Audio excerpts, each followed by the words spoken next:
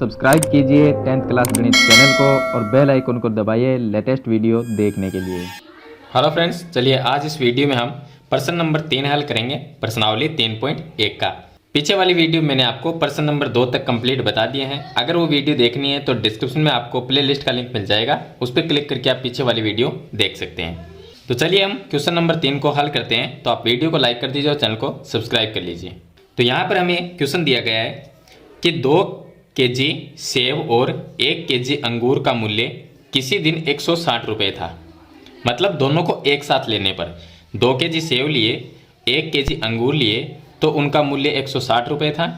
एक महीने के बाद में 4 केजी सेब और 2 केजी अंगूर का मूल्य 300 रुपये हो जाता है। तो इस स्थिति को बीजगणितीय तथा ज्यामितीय रूप में व्यक्त करना है।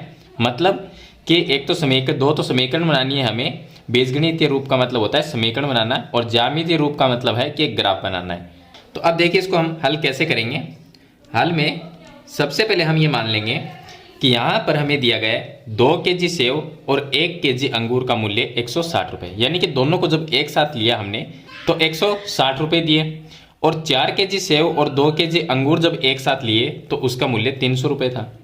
तो हमें ये नहीं पता इसमें कि अगर 1 केजी सेब और 1 केजी अगर अंगूर होते तो उनका अलग अलग मूल्य कितना है। तो हम ये मान लेंगे कि माना 1 केजी सेब का मूल्य x रुपये, तो हम मान लेंगे कि 1 केजी सेब का मूल्य x रुपये और 1 केजी अंगूर का मूल्य y रुपये। तो इस तरह से हम 1-1 केजी का मान लेंगे। अब यहाँ पर देखिए स्थिति फर्स्ट क्या बनेगी, यानी कि पहली समीकरण जो बनेगी वो इस तरह से बनेगी कि 1 केजी सेब का मूल्य अगर x रुपये है तो 2 केजी सेब का मूल्य कितना होगा, 2x रुपये हो जाएगा। तो यहाँ पर हम लिख देंगे 2x और प्लस 1 केजी अंगूर का मूल्य y रुपये है तो 1 केजी अंगूर का मूल्य y रहेगा, तो प्लस में 1y ये हो जाएगा। और बराबर में अब देखिए यहाँ पर 2 केजी सेब का मूल्य 2x है, 1 केजी अंगूर का मूल्य 1y रुपये है, तो दोनों को मिला के कितना होता है 160 रुपये होता है। तो वो 160 इसके बराबर में लिख देंगे। अब इसको हम ऐसे लिख सकते हैं, ये 2x है वो 2x आ जाएगा और प्लस में 1y को y लिख सकते हैं, बराबर में 160 आ जाएगा। तो ये बन जाएगी समीकरण नंबर 1। चलिए स्थिति सेकंड देखिए, जब हम दूसरे समीकरण बनाएंगे तो वो कैसे बनाएंगे। दूसरे समीकरण बनाएंगे कि 1 महीने बाद 4 केजी जो सेब है और 2 केजी अंगूर है उसका मूल्य 300 हो जाता है।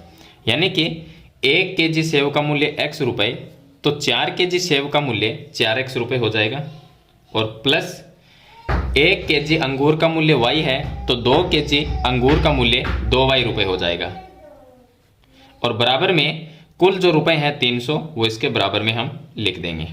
अब पूरी समीकरण में 2 का भाग जाता है तो पूरी समीकरण में 2 का भाग देंगे तो ये आ जाएगा 2x और प्लस 2y में 2 का भाग देंगे तो y आ जाएगा, 300 में 2 का भाग देंगे तो 150 आ जाएगा।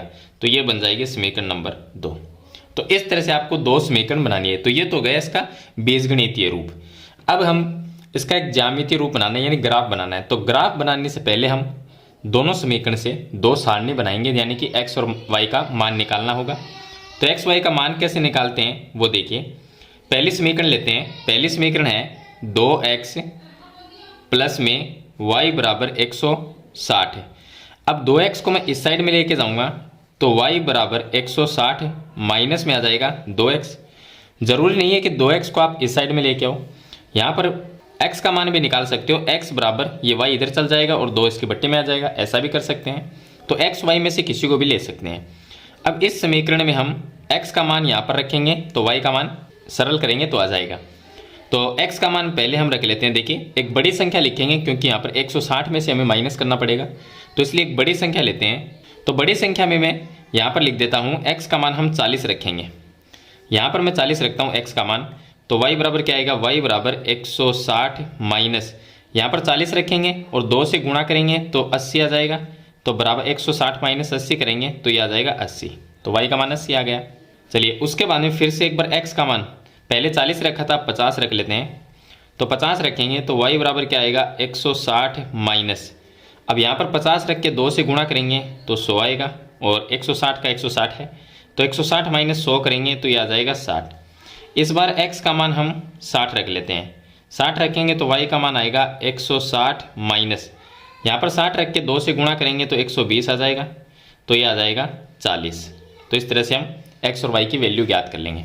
तो चलिए इसकी जो सारणी बनेगी वो मैं यहाँ पर बना देता हूँ। इसमें x और y का मान हमें लिखना है, तो ये हो गया x और ये आ जाएगा y। इसमें 3 कॉलम बना लेंगे। तो सबसे पहले देखिए यहाँ पर x का मान 40 है तो x का मान 40, उसके बाद में x का मान जब 40 रखा था तो y का मान 80 आया था तो ये 80 लिख देंगे। उसके बाद में x का मान 50 रखने पे 60 आया, तो ये जब हमने 50 रखा तो y का मान 60 आ गया, और x का मान जब 60 रखा तो y का मान 40 आ गया। तो इस तरह से एक सारणी बन गई। अब हम लेंगे दूसरी समीकरण और दूसरी सारणी बनाएंगे। दूसरी समीकरण है 2x प्लस वाई बराबर 150, 2x प्लस में y बराबर 150।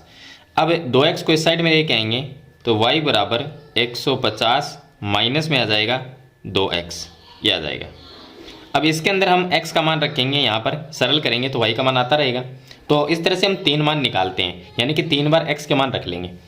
तो जो मान इसमें रखे हैं वही मान इसमें रख सकते हैं।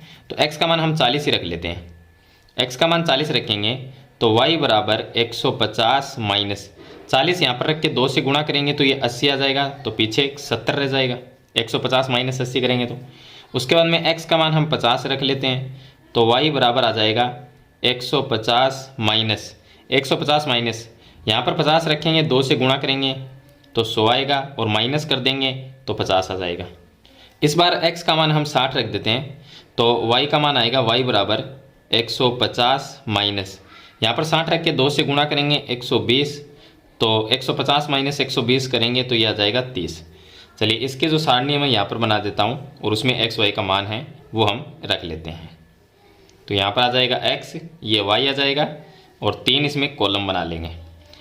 पहले देखिए x का मान 40 है, उसके बाद में हमने x का मान 50 रखा था, उसके बाद में x का मान 60 रखा था, तो y का मान जब 40 रखा था तो y का मान 70 आया था, 70 50 रखने पर 50 आया था, ये आ गया 50, और उसके बाद में 60 रखने पर 30 आ गया, तो ये आ गया 30। इस तरह से 2 सारणी बना लेनी है। अब 2 सारणी बना ली, अब इसका हमें ग्राफ बनाना है। तो चलिए हम ग्राफ कैसा बनेगा वो देखते हैं।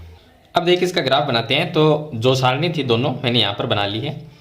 अब पहली सारणी में देखिए x का मान 40 है, y का मान 80 है, तो x का मान 40 तो यहाँ पर है, और इसके सामने y का मान जो 80 है वो यहाँ पर आएगा। तो यहाँ पर हम एक पॉइंट लगा देंगे, इस तरह से एक पॉइंट लगा दिया।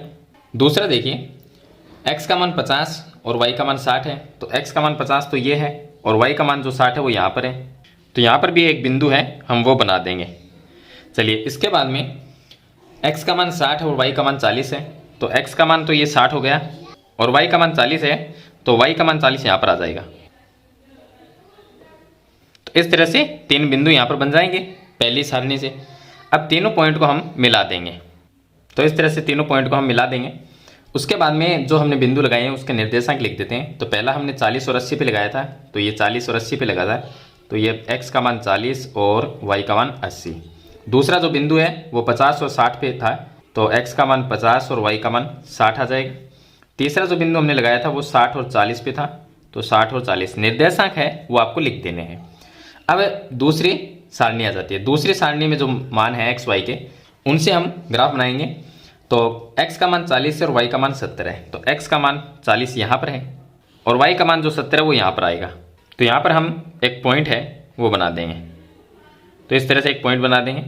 दूसरा देखेंगे x का मान 50 और y का भी 50 है, दोनों ही सेम है, तो ये x का 50 हो गया और y का 50 यहाँ पर है, तो दोनों जिस पॉइंट पे कटेंगे वहाँ पर हम बिंदु लगाएंगे।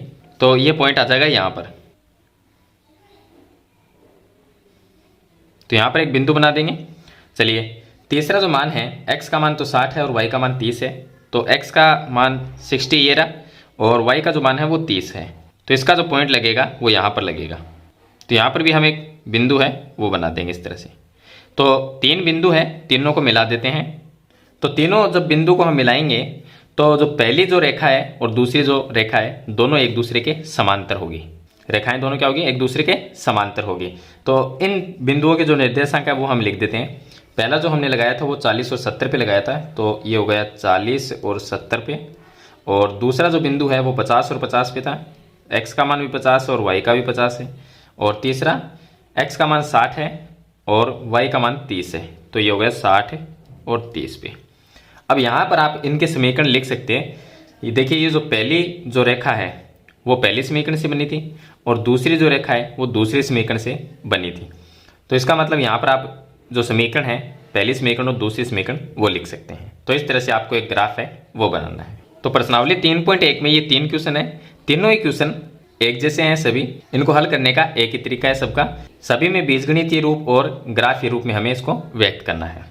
तो ये था इसका प्रश्न नंबर 3। तो मैंने आपको इसका कंप्लीट जो तरीका है वो बता दिया है। मेरे ख्याल से ये क्वेश्चन आपको अच्छी तरह से समझ में आ गया होगा। फिर भी आपका कोई सवाल या सुझाव है तो मुझे कमेंट बॉक्स में ज़रूर लिखना। वीडियो अच्छी लगी तो इसे लाइक और शेयर जरूर कर देना। इस चैनल पर नए तो सब्सक्राइब करना। हम मिलते हैं नेक्स्ट वीडियो में, तब तक के लिए थैंक यू।